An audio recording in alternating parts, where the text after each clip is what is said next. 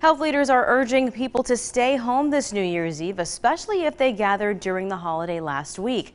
New tonight at 11, Anzie Daniel spoke with Ballad Health's Chief Infection Prevention Officer, who says if you went to a Christmas gathering and caught the virus, now is when you were most contagious.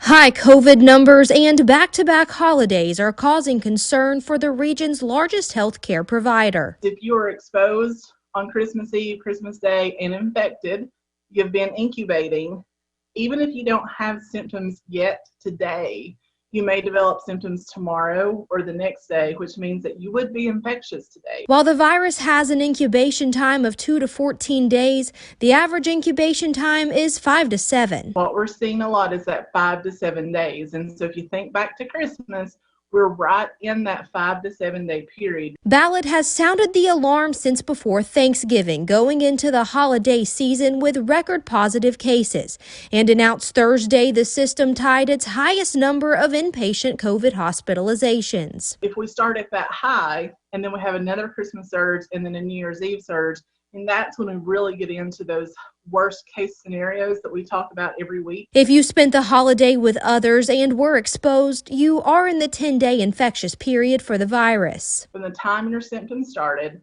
you're infectious for the next 10 days. So even if you didn't test till 2 or 3 days later, you really go back to when your symptoms started. If you're one of those who's asymptomatic and you never developed symptoms and you got tested because you were exposed or just wanted to know, then it's 10 days from date of test. In Johnson City, Anzie Daniel, News Channel 11. Anzie, thank you. Now, Swift also says testing is still important with high community spread, as it is the only way people will now have the virus and allows for contact tracing and quarantining as well as isolating.